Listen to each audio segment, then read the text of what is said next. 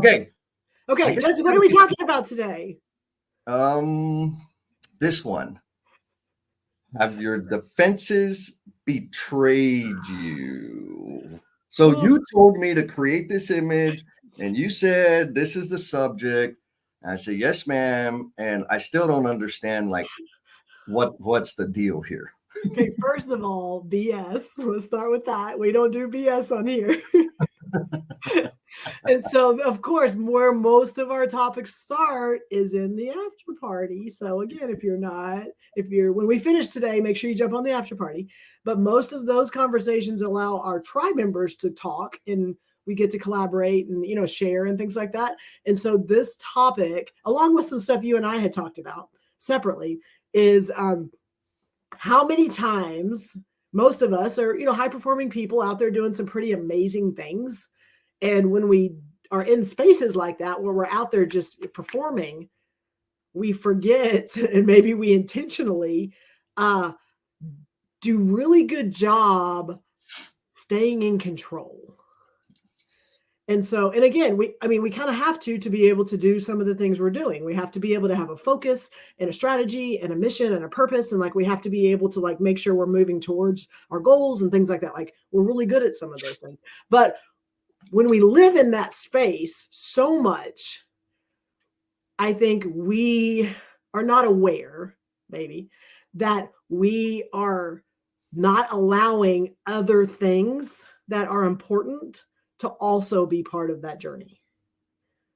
And the examples for us when we were talking is, I like control. And sometimes just because I like control doesn't mean I need to be in control.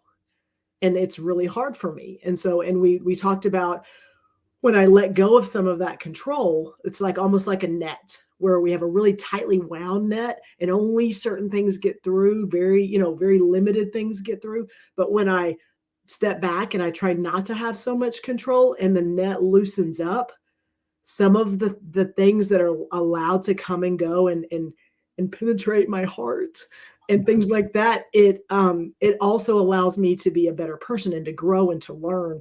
And yet we forget those things. And those are, empathy and compassion and, patience and things like that. And so that is what started this whole thing. And then you usually just find an image and put a question up there. And then that's what we talk about. That's why we're here. That's how we do it. Yes. Oh my good. Yeah. And so I'll add a little more color to it.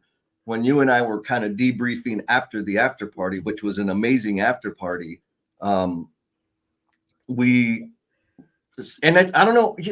I don't know this. It's something I need to think more about. But as you and I are having this conversation and like super excited because the after party was awesome, somehow whatever the content or core of that conversation is, kind of ends up tying into something me or you are personally experiencing. Yes. Like all the time. Yes. And then it's like, whoosh, the collision happens. It's like, oh, this is what we need to talk about next week. Yes. And so here we are ready to talk about that stuff. And I'll add, so a little more, when you and I were talking, we were having a discussion around a shift that you've made, right? Like loosening up the reins on stuff and how that's creating space for goodness and new deep experiences to happen, rich experiences to happen, and also letting out some of the funky, staticky negativity or negative outcomes of that behavior. And so that's what led to like, oh, that's like a defense mechanism, right? Like we do these things to protect ourselves, and like they serve us well to a point, but then it's like unchecked, they become maladjusted behaviors, and then they start betraying us, right? They start limiting the value or the richness that we can experience or contribute to others. What do you think? It was that 100%. Yes. And when I say like it penetrated my heart, like there were conversations we've had because of me. I'm going to let go of some of this control and I'm going to allow things to, be a little bit maybe gray. And so I'm not so much controlling them. And in doing that, it is allowing some things in that are making me a little uncomfortable. And again, I love uncomfortable. I dive into the discomfort zone when it comes to work. Mhm. Oh, I'm amazing. I can get in front, I can have silence, I can all those things, I can manage all of that, and I can just be fine. And then you look at my personal life and you look at my family and my kids and the things that are not work related, and lots of control, lots of control. And as a parent, we know that. And as a matriarch of a family, we know that. We know those things. But also, like, what are we missing out because we're so much trying to control things and trying to make sure everything's right? And that's where, like, I've tried to, like, I've got to let go of some things, and I've got to, not be so like this is regimented. And when I just did that, like, I'm just going to do this because I know it's probably what I need to do. And then what started, like, happening and started coming into my, conversations that, like, I'm going to say never have happened, but because I just stopped trying to control everything. Like, I've got, my mom calling me like 2 or 3 times a week that, like, that's just not the engagement we've had. Like, it's more me initiating it, but because I've reached out and I've tried to, like, help with some of that communication, she's calling me more. And I'm like, Mm. like that, like, what's happening right here? And it's because I've stopped trying to control every dang thing. Yeah. So what I heard is outcomes. Yes. And I want to go deeper into what was the like, but what then now? Mhm. Because outcomes are kind of it's cool, but what does it feel like? Where were you at? How did you get there? Not just you. How Yeah. did I and how did we, the No BS tribe? I mean, Bruce already said his defensives have definitely betrayed him big time. And so that's kind of what we want to Mhm. explore here today. And also, there's probably other people that have the same Yes. experience you just described. People like Kirby, good morning, Kirby. she's here. She is the master on releasing control Yes. and letting go of all the minute details. Maybe, maybe not. What's up, Kirby? Glad that you're here. So I want to pose this question to the tribe.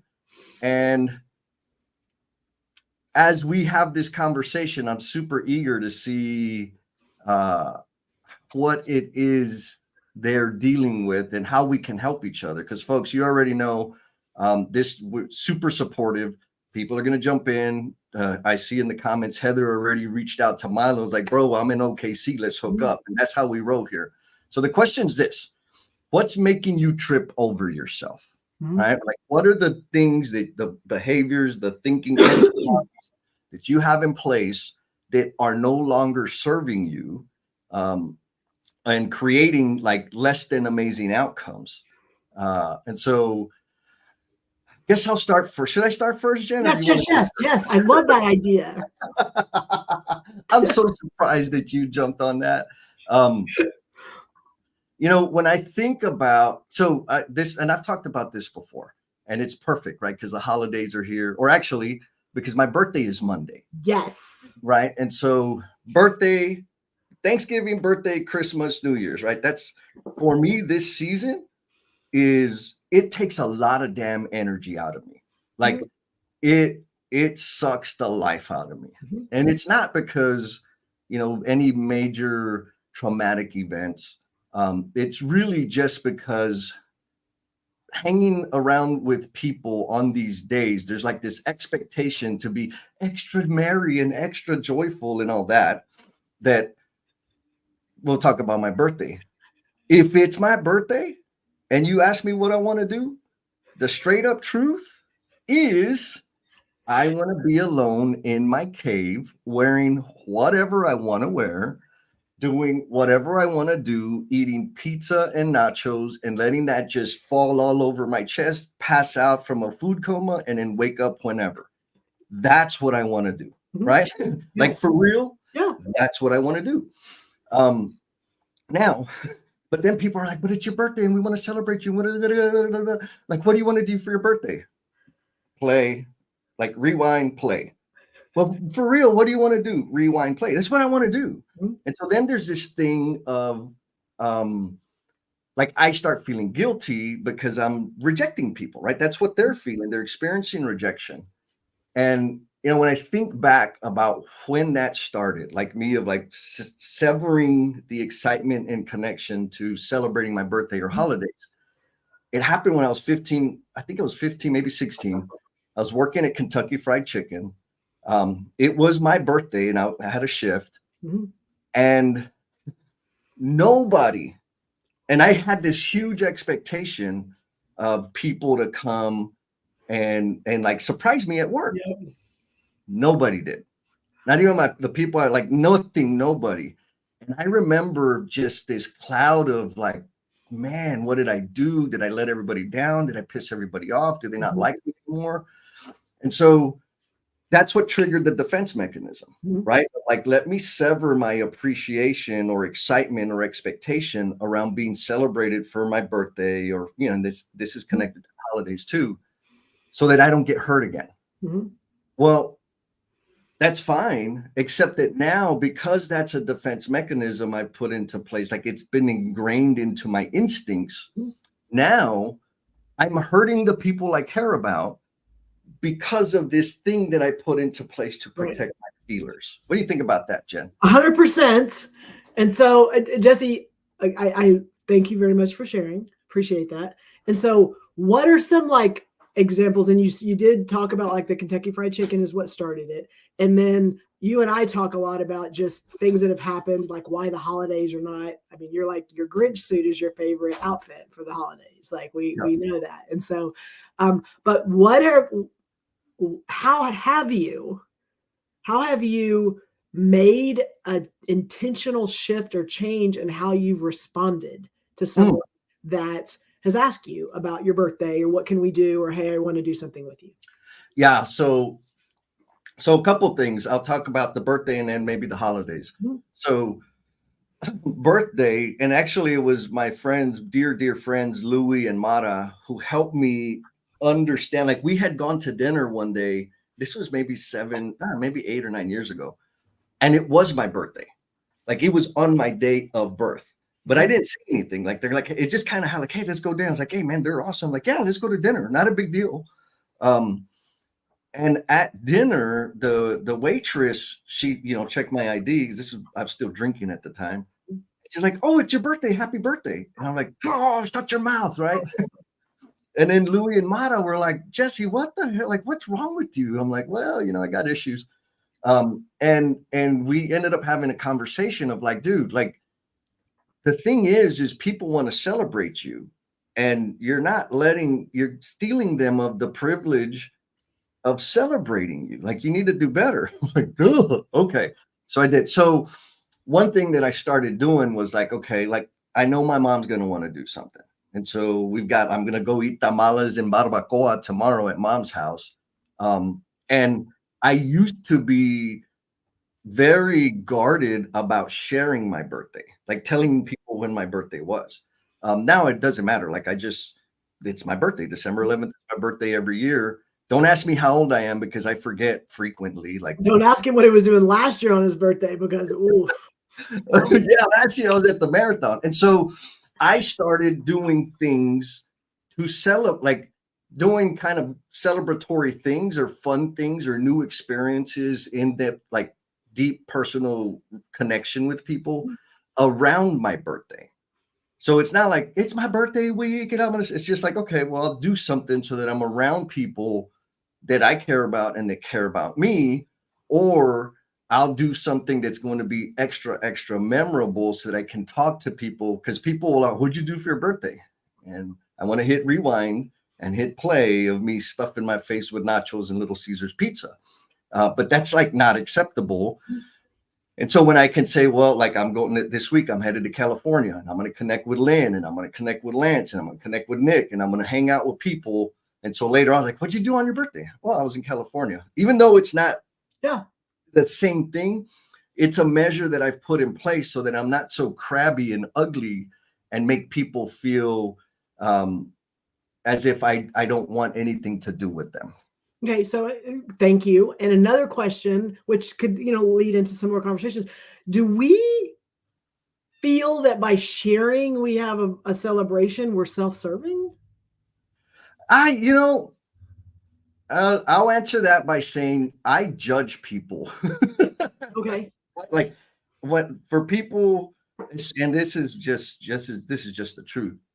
I judge men who have to schedule time off for their vacation, and it's their, I'm sorry, for their birthday, and for it's birthday week. Like, I'm like, bro, you're not 10 anymore. You're not 8 anymore. Like, what? Get to work. We got stuff to do. Now, I understand that that comes from some of my conditioning. So for me, I do judge people that make a big deal about birthday.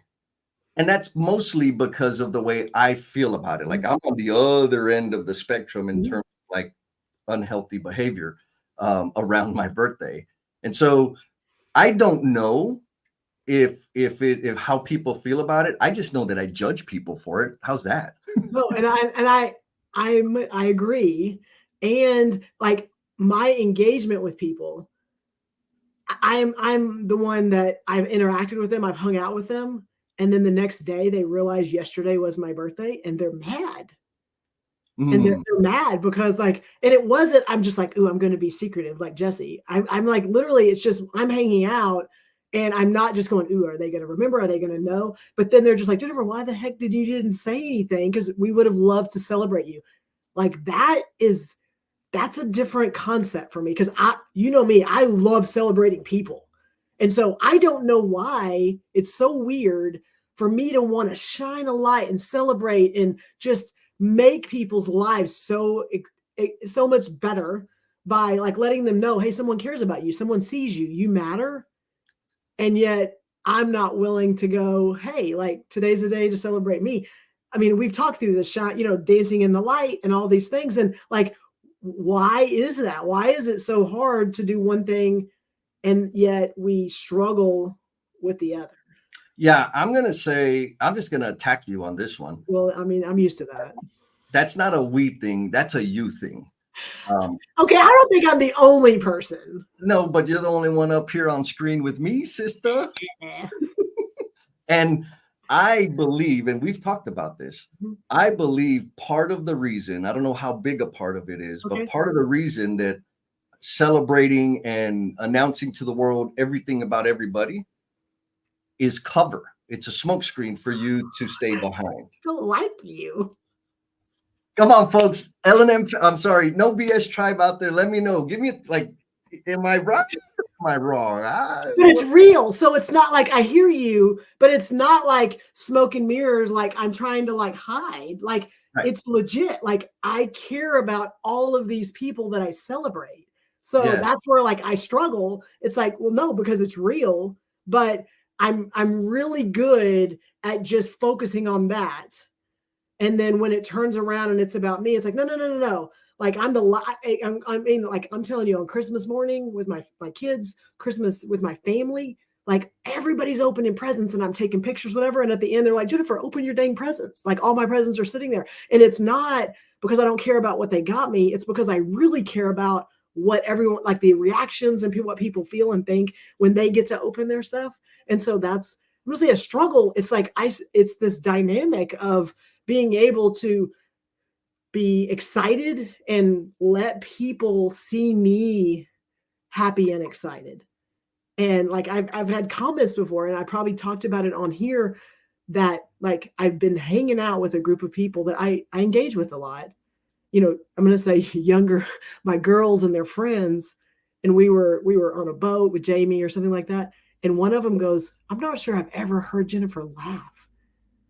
And it was like a moment where I'm just like, I mean, this group knows I smile and I laugh and I'm happy a lot, but like that I've not allowed that in that space. But it wasn't me going, ooh, they can't see me with emotions. Like it's not intentional. And so what am I doing that net? And again, it goes back to that net. Like, what have I done that it's so closely knit that I'm like, okay, this, and this is what we have to do. And this is the plan, whatever, that like, they don't see a lot of the things that I allow to come out even in this type of platform.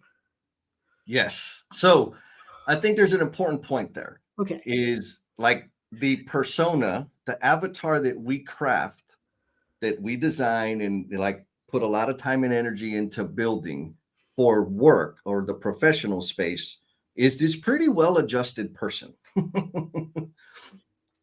That son of a gun does not exist in the home life. And I think that's true for a lot of us, right? Like, because that the energy and effort. Now, the conversation about why, that's a whole totally different thing. Mhm. But I believe that's a large part of it. And then connect the control thing. So Garrick Smith, my buddy from way back in the day, Nice. he says, it's funny that you talk about it. Running a business with my wife, I have the hardest time letting go and not being in control. Right. There's And other it's, people. I am going to say that it is a control problem. Yeah. And, I was talking to Princess Kim yesterday, and she's like, it's a little play on words, but I think it might help some people. Yeah, some of us like to say that we're a control freak, or she or he is a control freak, Mhm. which is kind of label, you're damned or you're judged. That's it till you die. And she's like, well, what about maybe I'm not a control freak, but I am control freaky. Okay. Like, I have a tendency to lean towards a need of control, imposing, da da da da. And I have a lot of thoughts about that, which we'll probably get into. Now, Heather says, wow, I've been thinking about this myself. Why do we have that need? Why does it feel so important?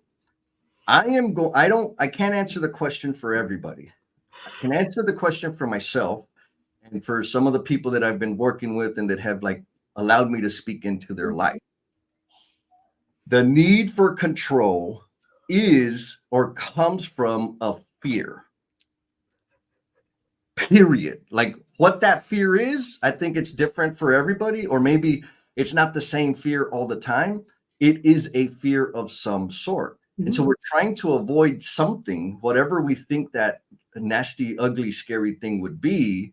Um, and we put all this energy and brain power and emotion and feeling and manipulation and like all of this stuff to try to control the outcome, and we have no control out of the outcome. And then because we're doing all of this, tinkering and social manipulation, and we start noticing that people are weird. Like, why are they like that?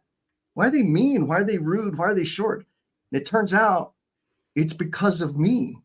It's because of all the little damn things that I've put into place. It's motivating them or eliciting that response that I don't necessarily appreciate very much. And it's my fault. What do you think, Jennifer Well, Lacey? and we go back to this word, and I'm going to continue to use it, the conditioning. Yes. Like we say that, we use it, like we do not acknowledge how we've been conditioned. And it's like, once we can like stop and go, why are we like this? Like, we can say, I'm like this, but why are we like this?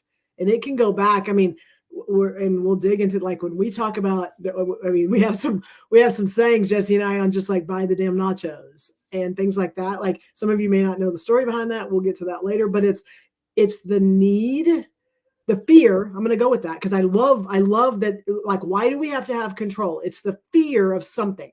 And I'm going to tell you, for me, it's the fear when it comes to money, which is, but when it comes to money, it's the fear of not having it. Mhm. And why does that matter? It matters because I grew up not having a lot. I Mhm. grew up and was conditioned into the decisions that were made were super intentional, and we had to sacrifice. Was it this or this? We get this one thing, and how important is that one thing? Because we won't get it again, for what, like the decisions that my father made when it was, when it came to money, like, it conditioned me to protect, and what do you have to sacrifice, and how are you going to live? And I was like, every decision I've made since then has been, I want to make sure I'm not in that space, or my kids are not having to make the same, sacrifices that I made, to the point, and Jesse knows this, so far on the other end is that I'm not in the same space as my dad, and yet I'm still doing the same things. But what does that rob you of, Jen? The joy, the What do joy, you mean by joy? the joy and the like, when we talk about, like, that my kids, like, being able to see them happy and just excited about something, and everyone sees it, like, if you've seen Elf and just all the things where it's just the joy and the excitement of the experience, Like when you take, and I'm not saying like carte blanche, like everybody gets everything they want and you just spend thousands of dollars. Like that's not what I'm saying. But when you just stop trying to control the like what's happening and you just kind of step back and you allow it to happen and you say yes every once in a while when you're used to saying no to everything, like the way that it allows them to feel and allows them to engage with you, like, and it's not, I mean, it's my kids specifically, but it's my family and it's things like that. I'm I'm getting I'm receiving love and joy and things that I've never allowed myself to feel it because I needed to control. I needed to go, yes, this, no, this.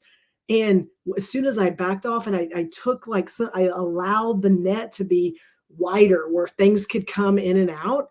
It's like watching the joy and the happiness and just people enjoying a moment. Like when's the last time that you went out somewhere with your family, you went somewhere and you did it? The first thing was like, how much is that?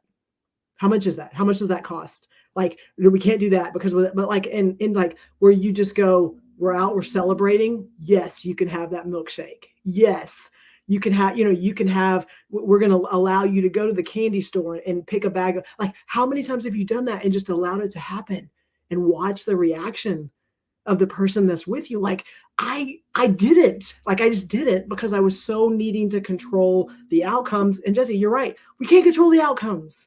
Like those things are going to happen. And why would we not want them to be in a better place than just, yes, I feel good because now, I did exactly what I'm supposed to do. And your kids are just like, well, that wasn't fun. Like, then why did you do it? That's why they're in the boat and they're saying, man, I don't think I've ever seen her laugh. Right. I mean, that hit me. I mean, there's not many things that can impact me to that degree in that moment. I mean, it was changing. And then I mean, and I'm doing something, my daughter's doing something and I laugh. yeah. And then I wonder why she does it 10 more times.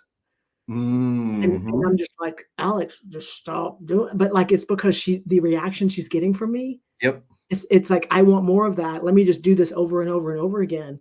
Yes. And I'm like, that's not her, that's me. Yep. So, Jen, so hold on to that thought. Oh. Hold on to that because I know we said it, but I want to help people. Okay. Yes. And we got some awesome comments. Okay, go. Yes. Here's the question that we're kind of dancing on right now is what's making you trip over yourself? What are the behaviors that you have that came from something that no longer serve you or maybe are robbing you of joy? And so Mr.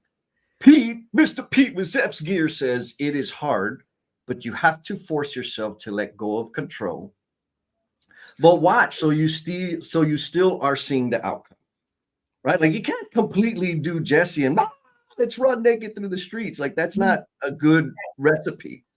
So you still have to monitor, but maybe not stick your fingers into everything all the time. Yes.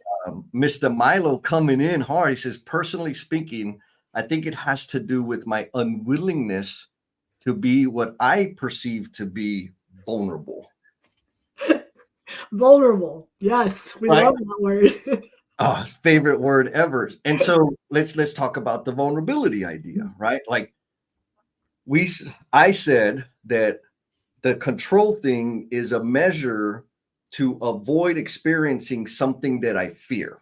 The vulnerability is releasing control, surrendering, and now I am vulnerable to experiencing what I am afraid of, right? Like I'm at risk of being hurt.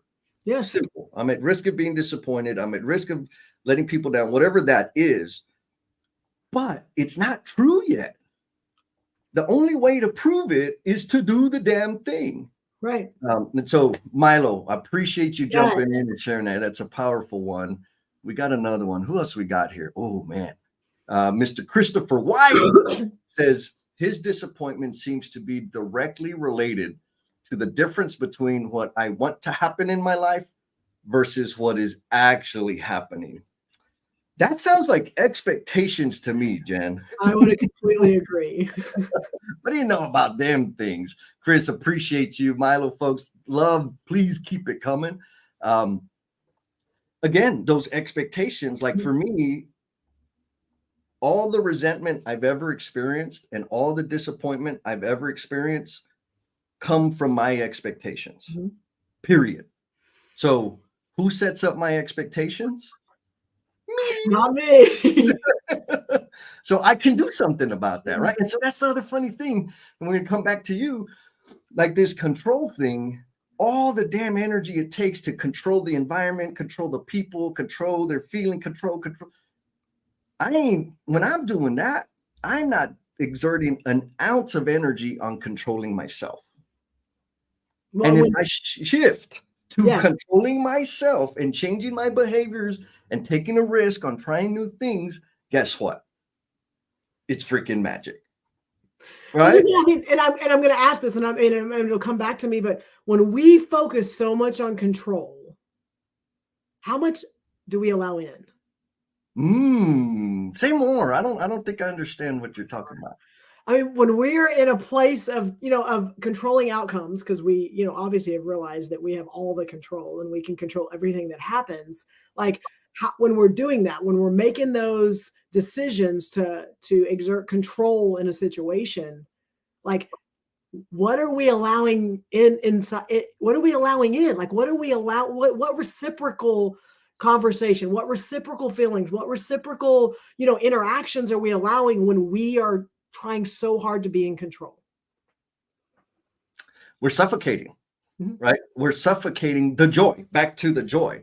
And so, like, again, back to you, when we were talking about it, that's where the idea of the net came from, because like the way you described, or the way we were having the conversation about your experience, was you had such a tight net around your work life and hard lines between work and home and your kids and finance and and your mom and like all of these things. And over the past couple of years, which I don't know if anybody knows this, but we're going to be celebrating 2 years of no BS.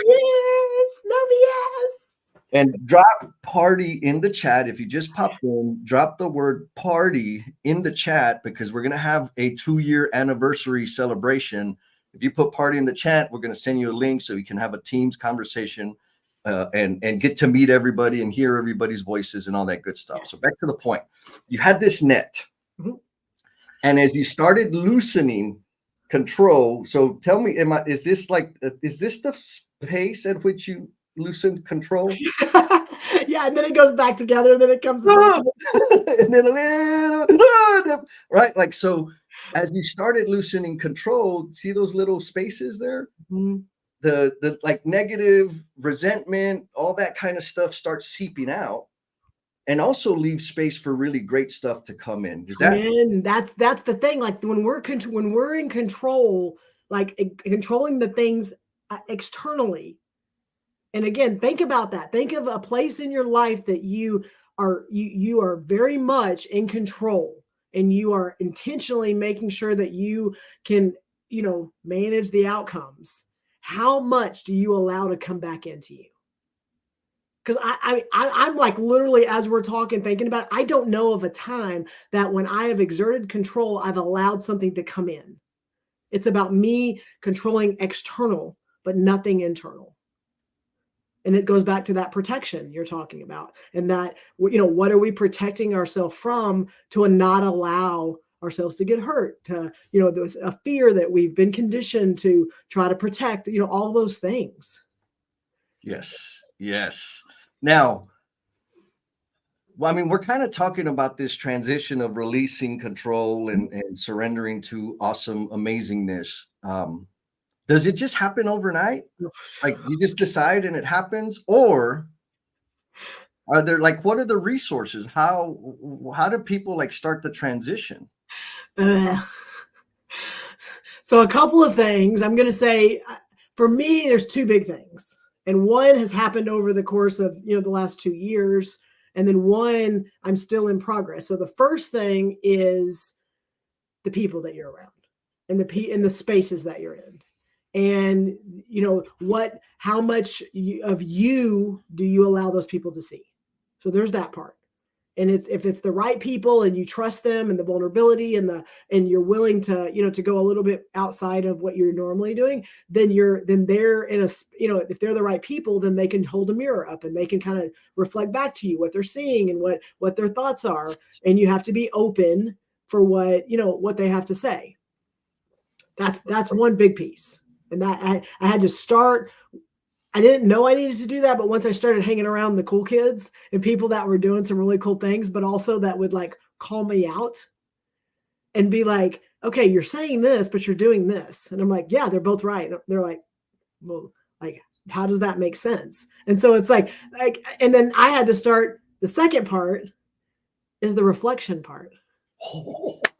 So I'm going back to you in a minute. So just a second. But the second part is not only being around the right people that will, again, call you out and that will hold you accountable. And that will go, well, you said this, but your actions don't match that.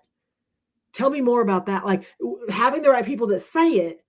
And then I walk away from that and go, well, them stupid people, they don't know me. They don't like, I can go there, or I could go, crap, I got to think about that, because I've not allowed myself to reflect and really listen. Okay, then why do I do those things? And what is causing that? And what conditioning have I been so ingrained in that I've not like made a change? Like we're in an environment where we like to continuously improve and grow and learn, like what that we talk about it at work and we're amazing at that continuous improvement when we're talking about work and how do we make things better and how do we, all these things, but like none of that did we think about in our relationships and the things that we do. And so that reflection piece on, I got to think about like, how do I get better? And part of it's owning that, one, I don't have all the answers. Two, I've been doing some things really screwed up. And I've been not doing the right things when it comes to people I care about. Okay, so there's that. Woo-hoo! Well, yes. So folks out there in the Omniverse, here's the question to you is, who do you reach out to when you're stuck? And so Jen, like you nailed it, right? Who are the people? Have you built a community, curated a group of courageous people that are going to tell you what you need to hear, that are going to challenge your thinking, that are going to say, we're talking about this again? Like, this is the same thing?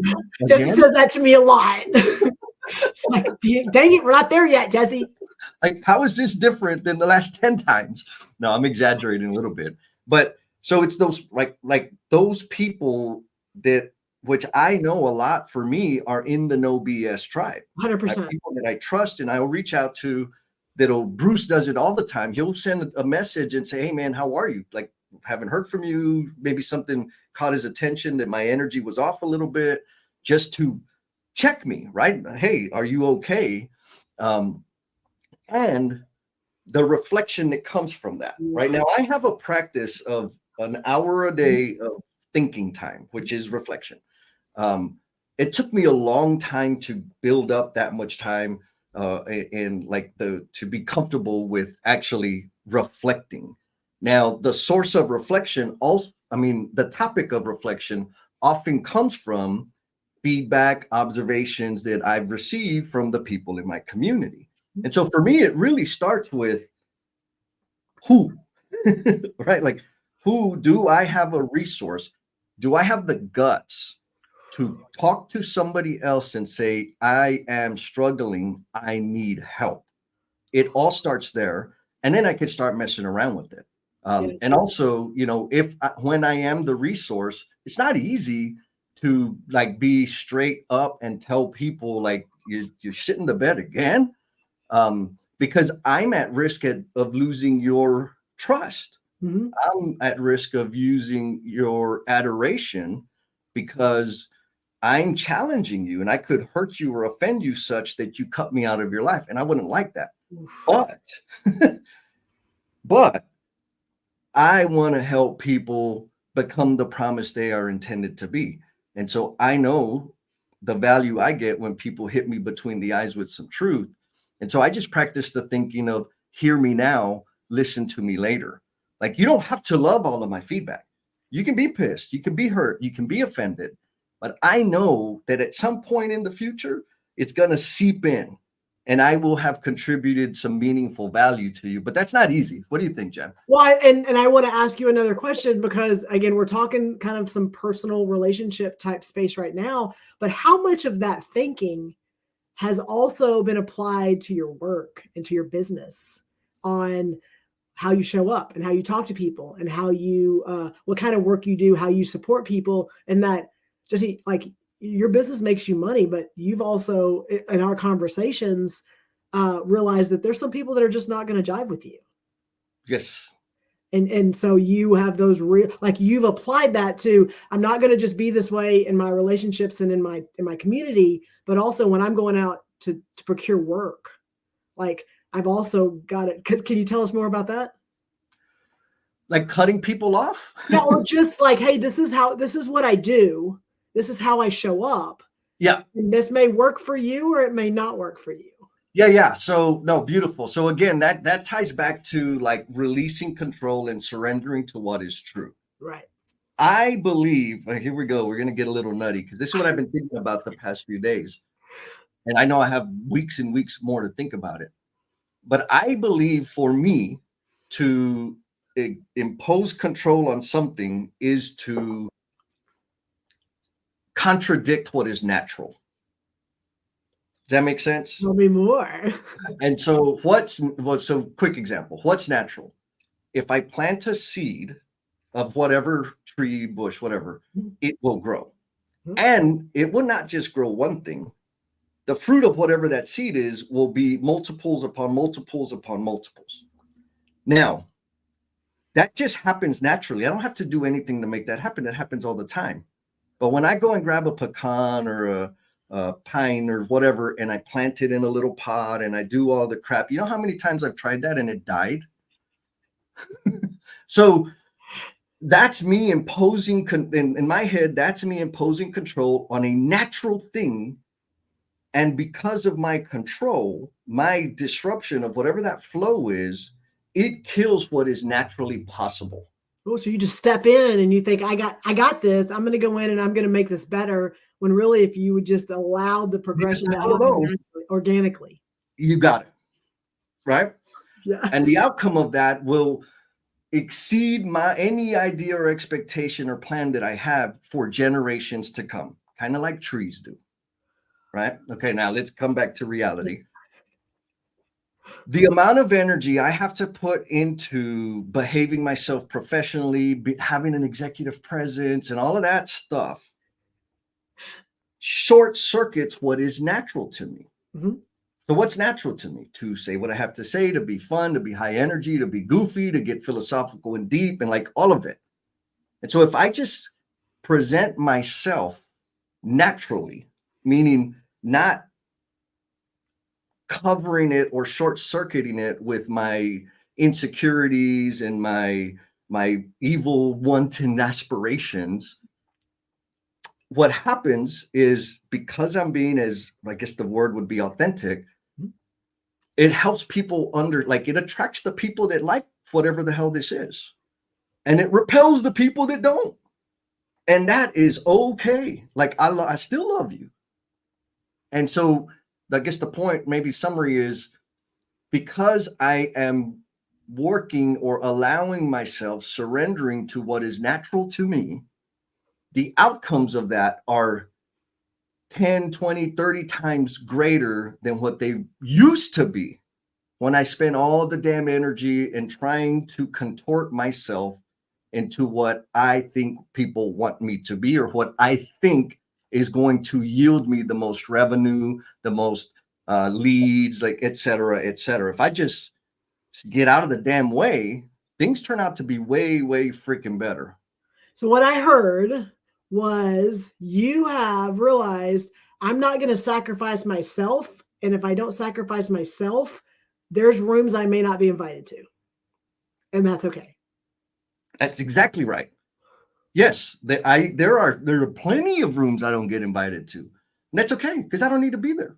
Right. And it leaves the space for me to be in the rooms where I can best serve others. Oh, so and that I think that point is so important to see, because how many people, and I'm going to tell you, I can own it, that before I've kind of figured out me and who I am and what my impact could be, how many times do we make a decision or we have a conversation or we're willing to sacrifice something that's us to just be able to be in a room? Like, Oh, just, like that's big. yes. Yes. Yeah, and well, and so it's big, right? We sacrifice just so we can be with at the cool table, because we wanted to be at the cool table because there was some anticipation of Yeah. some awesome something or other.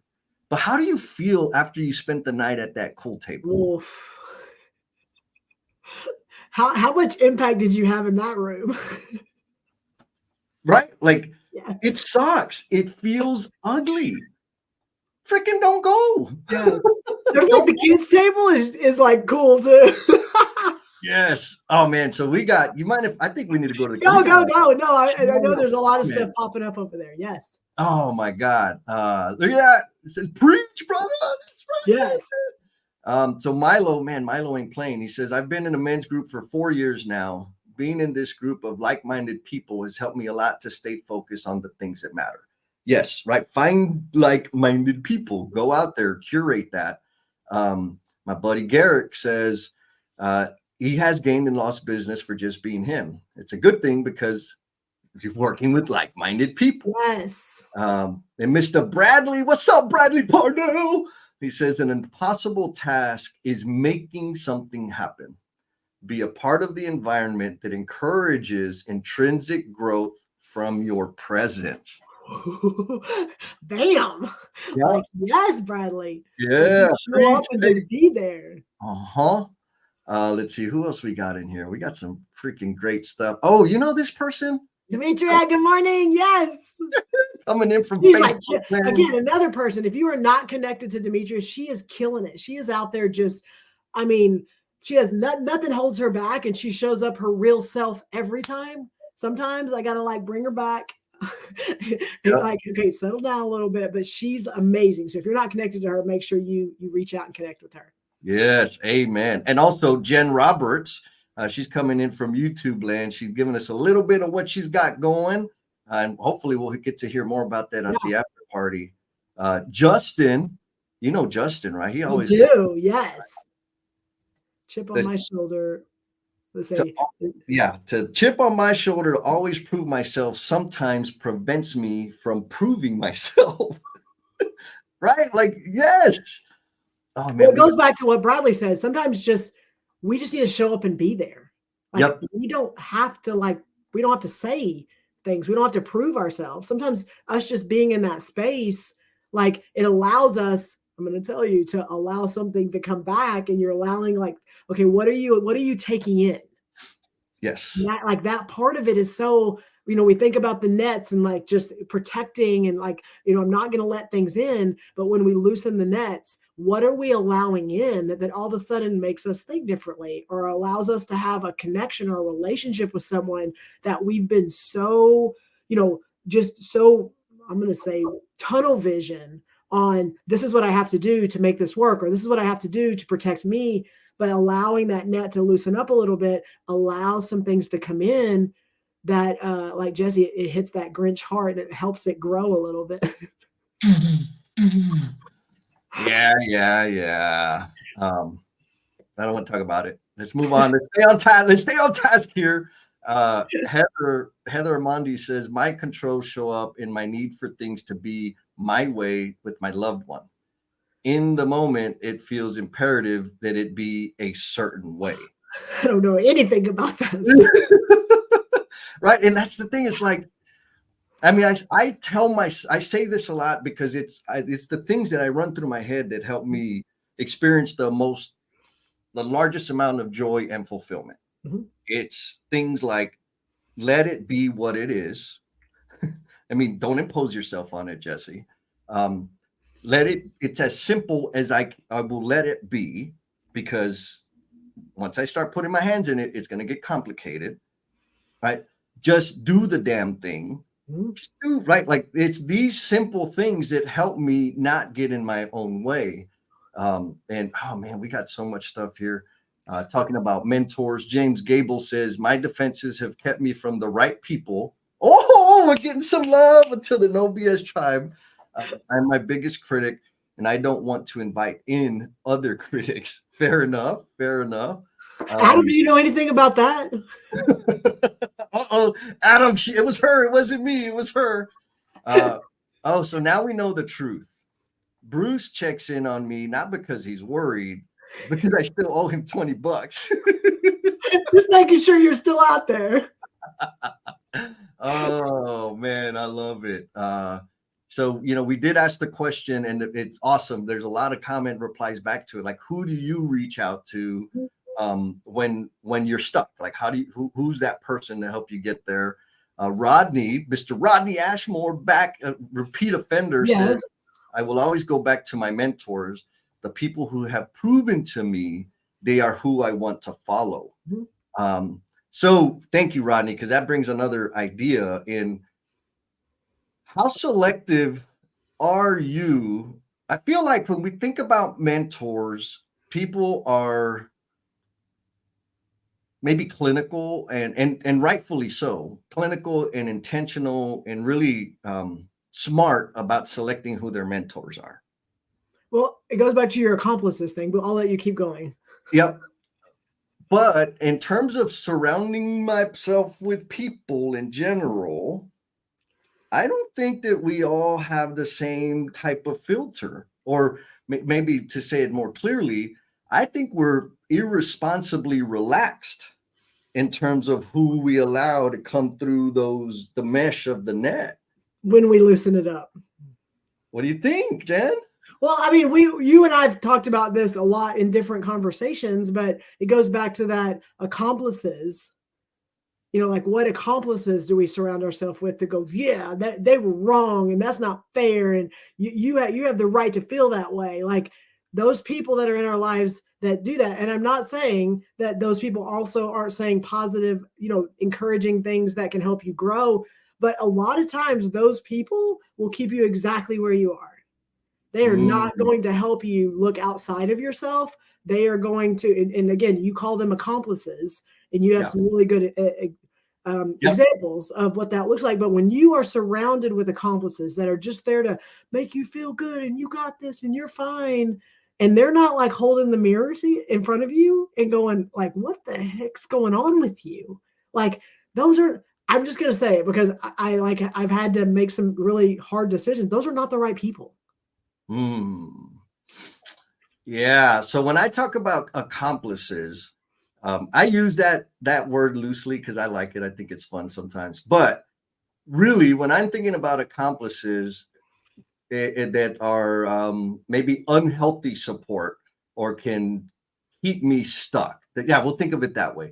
Accomplices that'll keep me stuck. These are the people that I talk to when I'm breaking up with my ex or breaking up with somebody. And I know what they're going to tell me is like, she's just wrong. If she can't love you at your worst, how does she don't deserve you at your best? And like, they just feed at how awesome you are and how strong and powerful you are and how people just don't know and they don't deserve you. Like, I don't need that, right? Like maybe to feed my ego, but that doesn't help me grow. No.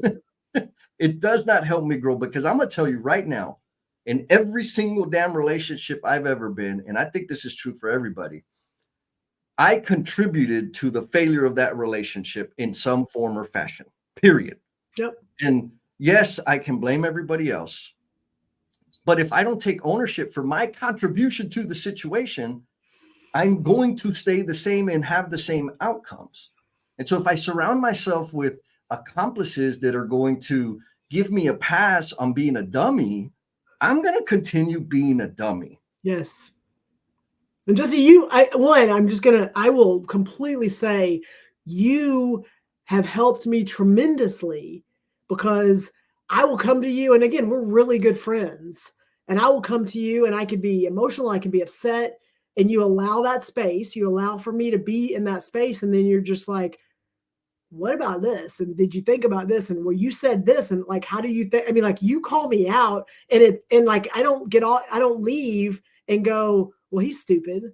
I like, you help do that, and that's what we need. We need people that are going to have care and compassion and allow you to be in the space that you're in, but also not let you take that and then not see all the other things that the emotions can cloud.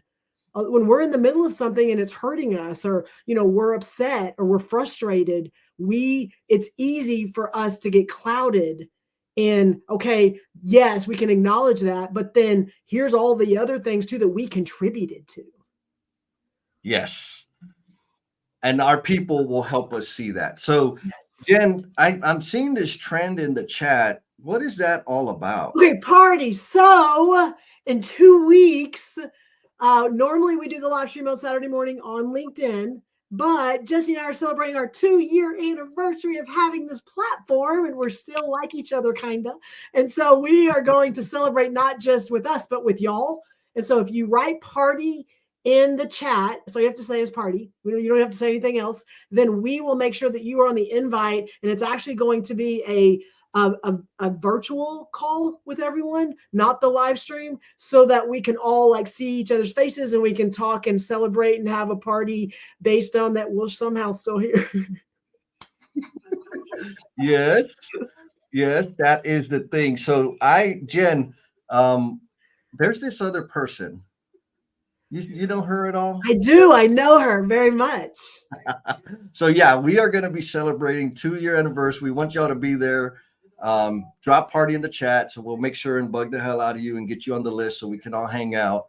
And I'm in the process of moving, sharing the link to the after party. Yes. So if you don't mind, Jen, would you mind sharing your closing thought? Yeah, can you pull up, because Sam Sinclair, I know we haven't given him a shout out, but he said hello, and then he actually shared another one. I think it was above. Let's see. I think there was one more. There you go. So leave that up there, and I'll do my yes. So Sam, thank you for showing up today. And so his comment: for years, my fear was lacking confidence in the room until the last few years opened up and be vulnerable, and I learned from my peers. So for me, 100%, like, I have been able to be driven and been able to accomplish really big things. And all of us have. I mean, that's the space of the people that we're in. And once I realized that that's great and I can continue to do those things, but once I let go of some of the control and some of the fear of what what could happen, what won't happen, all of those things, when I allowed myself to let go of some of that and allow other people in, I'm telling you, it changed my life exponentially. Like, as much as I thought I was like, oh, I've reached this place that like is amazing. As soon as I realized I couldn't do it by myself, and that we are better together, and we are better as a community, and we are better as a tribe, like what that has opened up in my life, like I couldn't even have predicted it. And Jesse, you and I talk about this just on the 2 years, like 2 years of this, when we sat, my house had flooded. I was in a rental house. Jesse came up to help me move, and we're sitting in a house, and we were sitting in the house talking, and we just finished our No BS, our Lean in Love live streams. And we like sat in there and we were having this conversation, and we're like, we need to create a platform. And we just like started having this conversation, having no idea like what could have happened in the last 2 years. I mean, we didn't have a plan. We didn't have an idea. We just like, oh, well, let's just do this and see what happens. And like the lives and the ripples and all the things that have happened in 2 years, like we couldn't have planned it. But if we didn't open ourselves up to go, well, let's try this and see what happens, like we would have never known. 100%. So 100%. That's my closing thought. Just jump, just do it, like try it, because you never know what it could do. Yeah. Again, so it takes us kind of back to the thing of nature. Like, if you have a curiosity, and it takes us back to like celebrating Amy and Sarah and Lance and Bruce and the rest. And folks, if I miss somebody that has started doing something, stepping out of their comfort zone, and that is part of the No BS tribe, put their name in the chat, because these are the people that are on top of mind because of some things that I've seen here super, super recently. I know they're not the only people in the tribe that are actually doing things. And so instead of resisting that curiosity or that calling, like put your toe in there. It's gonna be that. It'll be okay. And you have a community to tap into to help That's you. celebrating 2 years in 2 weeks. 2 years. So here's somebody that wants some love. Mr. Noah Hermes. That's my buddy. Yes. Go love on him. The chat. All right. So folks, I'm pretty sure I dropped the link to the after party and all the stuff and all the socials. And it's on the No BS page also. So yeah. So if you're on LinkedIn, go to the No BS with Jen and Jess page, and the link to the after party is there also. It's in the comments on the YouTube and the Facebook and the LinkedIn. And, so please show up. My closing thoughts did, and Jeremy says it beautifully, right? Our defense mechanisms are natural and useful to protect us, 100%. We just have to be mindful that those defenses don't cross the line to self-deception. It is definitely a slippery slope. Like, amen. That's exactly what we're trying to communicate here, Jeremy. And thank you. Like, we could have just done that and been done with it, Jen. Yes.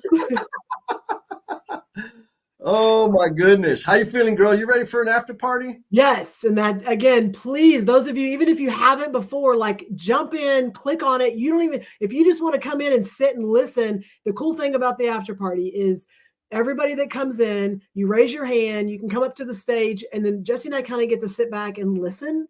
And we get to hear y'all and your thoughts and maybe your takeaways from today's show. And again, there's no video, so you can just kind of sit and listen and stuff like that. And it's just the conversations from there usually will spark some things that we talk about in some future live streams. So just saying. That's it. So we're going to wrap it up. And then we got 5 minutes till the after party. Yes. We'll see you later.